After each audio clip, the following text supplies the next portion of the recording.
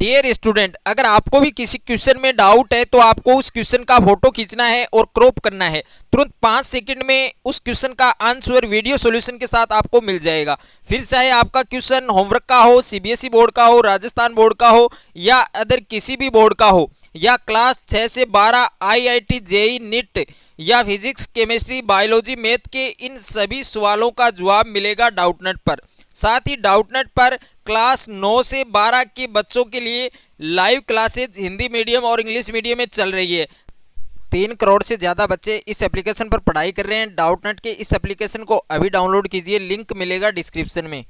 अगर आप कक्षा 10th के छात्र हैं और 2021 की बोर्ड एग्जाम में शामिल हैं तो ये वीडियो आपको शुरू से अंत तक देखना है। नमस्कार प्यारे बच्चों, स्वागत है आप सभी का आपके अपने YouTube चैनल में। तो आज के इस वीडियो में हम कक्षा 10 हिंदी और कक्षा 10 हिंदी में अध्याय 1 से 2 तक के जो आपके 10 महत्वपूर्ण प्रश्न हैं जो आपके बोर्ड एग्जाम 2021 में 100% पूछे जाएंगे। तो इस वीडियो को आपको शुरू से अंत तक देखना है। तो देखिए, पहला जो पाठ है आपके उसका नाम है सूरदास, और सूरदास के 5 महत्वपूर्ण प्रश्न मैं आपको बताने वाला हूं। उसके बाद में जो दूसरा जो चैप्टर है आपके तुलसीदास, उसके भी मैं आपको 5 महत्वपूर्ण प्रश्न बताऊंगा। अगर आपने इन 10 क्वेश्चन को अच्छे से तैयार कर लिया तो आपके जो चैप्टर है 1 और 2 यानी सूरदास और तुलसीदास, इसमें आपको कुछ भी पढ़ने की आवश्यकता नहीं है। आपको ओनली ये 10 क्वेश्चन पढ़ने हैं, क्योंकि ये क्वेश्चन आपके वेरी इंपॉर्टेंट है जो आपके 2021 की बोर्ड एग्जाम में पूछे जाएंगे। तो यहाँ पर पहला क्वेश्चन आपके क्या है कि गोपियों द्वारा संदेश भिजवाने पर क्या परिणाम निकला। यानी जो गोपियां हैं उनके द्वारा संदेश भिजवाने पर क्या क्या परिणाम निकला वो आपको इसमें बताना है। तो देखिए, गोपियों ने मथुरा के लिए जितने भी पथिकों को संदेश देकर भेजा उनके बारे में आगे कुछ भी पता नहीं चला, ये आपको इसमें लिखना है। यानी गोपियों द्वारा संदेश भिजवाने पर क्या क्या परिणाम निकला, तो ये इसमें आपको लिखना है कि गोपियों ने मथुरा के लिए जितने भी पथिकों को संदेश देकर भेजा उनके बारे में आगे कुछ भी पता नहीं चला, ये आंसर आपको इसमें लिखना है। उसके बाद में क्वेश्चन नंबर 2 आपको दिया गया है कि गोपियों ने अपनी विरह व्यथा कृष्ण तक पहुंचाने के लिए क्या क्या उपाय किया। इस चैप्टर का ये आपके वेरी इंपॉर्टेंट क्वेश्चन है कि गोपियों ने अपनी विरह व्यथा कृष्ण तक पहुंचाने के लिए क्या क्या कौन कौन से उपाय किए, कौन कौन से प्रयत्न किए, वो आपको इसमें बताने हैं। तो देखिए, कृष्ण मथुरा जाते समय गोपियों को यह आश्वासन देकर गए थे कि जो कृष्ण हैं वो मथुरा जाते समय गोपियों को यह आश्वासन देकर गए थे कि वे कुछ दिनों बाद ही लौटकर आ जाएंगे। दिन पर दिन बीतते गए किंतु कृष्ण नहीं लौटे। तब गोपियों ने ब्रज से होकर मथुरा जाने वाले पथिकों के द्वारा अपने संदेश कृष्ण को भिजवाना शुरू किया, आरंभ किया कि कृष्ण मथुरा जाते समय गोपियों को यह आश्वासन देकर गए थे कि वे कुछ ही दिनों में लौटकर आ जाएंगे, लेकिन ऐसा नहीं हुआ। तो दिन पर दिन बीतते गए किंतु कृष्ण जी हैं वो नहीं लौटे। तब गोपियों ने क्या किया, गोपियों ने ब्रज से होकर जो मथुरा जाने वाले जो पथिक थे उनके द्वारा अपने संदेश कृष्ण को भिजवाना शुरू किया। इसमें आपको ये आंसर लिखना है। उसके बाद में तीसरा जो क्वेश्चन है वो आपको दिया गया है कि गोपियों ने पतंग और दीपक के द्वारा उद्धव को क्या समझाना चाहा। यानी गोपियों ने पतंग और दीपक के द्वारा उद्धव को क्या क्या समझाना चाहा वो आपको इसमें लिखना है।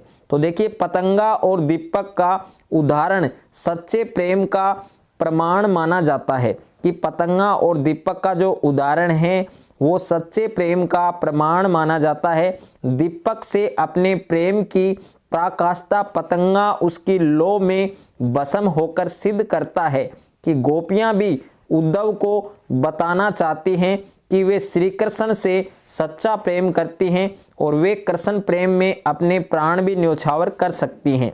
कि गोपियों ने पतंग और दीपक के द्वारा उद्धव को क्या क्या समझाना चाहा। तो पतंगा और दीपक का उदाहरण सच्चे प्रेम का प्रमाण माना जाता है और दीपक से अपने प्रेम की पराकाष्ठा पतंगा उसकी लौ में भस्म होकर सिद्ध करता है कि गोपियां भी उद्धव को बताना चाहती हैं कि वे श्री कृष्ण से सच्चा प्रेम करती हैं और वे कृष्ण प्रेम में अपने प्राण भी न्यौछावर कर सकती है। तो ये आपको इसमें लिखना है। क्वेश्चन नंबर 4 आपको दिया गया है कि कृष्ण गौरी संबोधन किसके लिए कर रहे हैं। ये आपके शॉर्ट क्वेश्चन है जो आपके 1 मार्क में पूछा जा सकता है कि कृष्ण है वो गौरी संबोधन किसके लिए कर रहे हैं, यह आपको इसमें बताना है। तो कृष्ण गौरी संबोधन राधा के लिए कर रहे हैं, यह आपको इसमें लिखना है कि जो कृष्ण जी हैं वो गौरी संबोधन किसके लिए कर रहे हैं। तो कृष्ण गौरी संबोधन किसके लिए कर रहे हैं, राधा के लिए कर रहे हैं, तो ये राधा इसका आंसर आएगा। उसके बाद में क्वेश्चन नंबर 5 है आपके, और क्वेश्चन नंबर 5 में आपको क्या दिया गया है कि श्री कृष्ण ने राधा को अपने साथ खेलने के लिए चलने हेतु कैसे राजी कर लिया, कैसे उसको प्रसन्न कर लिया, यह आपको इसमें लिखना है कि श्री कृष्ण जी हैं उन्होंने राधा को अपने साथ खेलने के लिए चलने हेतु कैसे राजी कर लिया, वो आपको रीजन बताना है। तो इसका आंसर क्या आएगा कि राधा की बात सुनकर कृष्ण को धक्का सा लगा, उनको एक चोर लड़का माना जा रहा था, फिर भी उन्होंने बात बनाई कि वह चोर ही सही पर उसका वह क्या चुरा लेंगे। साथ ही उन्होंने प्रस्ताव किया चलो हम साथ साथ जोड़ी बनाकर खेलने चले। कि राधा की बात सुनकर कृष्ण को धक्का सा लगा और उनको एक चोर लड़का माना जा रहा था, फिर भी उन्होंने बात बनाई कि वह चोर ही सही पर उसका वह क्या चुरा लेंगे। साथ ही उन्होंने प्रस्ताव किया कि चलो हम साथ साथ जोड़ी बनाकर खेलने चले। तो ये आंसर आपको इसमें लिखना है ही आएगा। आपको केवल उन 5 क्वेश्चन को तैयार करना है, उसमें से ही आपके 1 या 2 क्वेश्चन बोर्ड परीक्षा 2021 में फंस जाएंगे। अब देखिए जो तुलसीदास है, तो तुलसीदास वाला जो चैप्टर है उसके भी मैंने 5 वेरी इंपॉर्टेंट क्वेश्चन सिलेक्ट किए हैं। आपको ये क्वेश्चन तैयार करने हैं, जिसमें पहला क्वेश्चन क्या है कि लक्ष्मण परशुराम संवाद प्रसंग के आधार पर परशुराम के चरित्र की किन्हीं 2 विशेषताओं पर प्रकाश डालिए। इस चैप्टर का ये वेरी इंपॉर्टेंट क्वेश्चन है जो आपको अच्छे से तैयार करना है। ये क्वेश्चन आपके 2021 की बोर्ड एग्जाम में पक्का फंस जाएगा, इसको आपको तैयार करना है। तो इसका आंसर क्या आएगा कि उनका क्रोधी होना और आत्म प्रशंसा करना, वह समय कहते हैं कि वह अक्रूण और क्रोधी हैं। राज्यसभा में आते ही वह राम को, राजाओं को और लक्ष्मण को धमकाना शुरू कर देते हैं। वह अपनी वीरता और विजयों का अपने ही मुख से बार बार बखान करते हैं कि उनका क्रोधी होना और आत्म प्रशंसा करना, वह समय कहते हैं, खुद कहते हैं कि वह अक्रूण और क्रोधी हैं। और राज्यसभा में आते ही वह राम को और जो राजा रहते हैं उनको और जो लक्ष्मण हैं उनको क्या करते हैं, धमकाना शुरू कर देते हैं। और वह अपनी वीरता और विजयों का अपने मुख से ही बार बार क्या करते हैं, बखान करते हैं।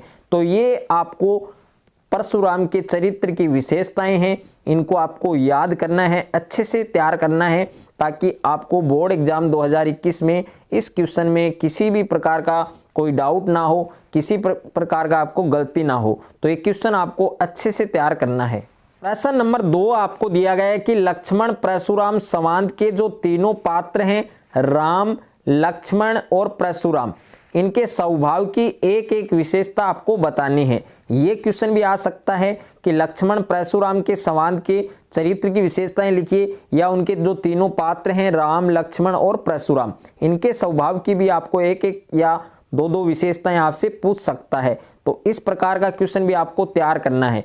तो देखिए इसका आंसर क्या होगा कि इस प्रसंग के जो पात्र हैं राम, सबसे पहले राम, तो राम है वो शांत और संयत स्वभाव वाले हैं।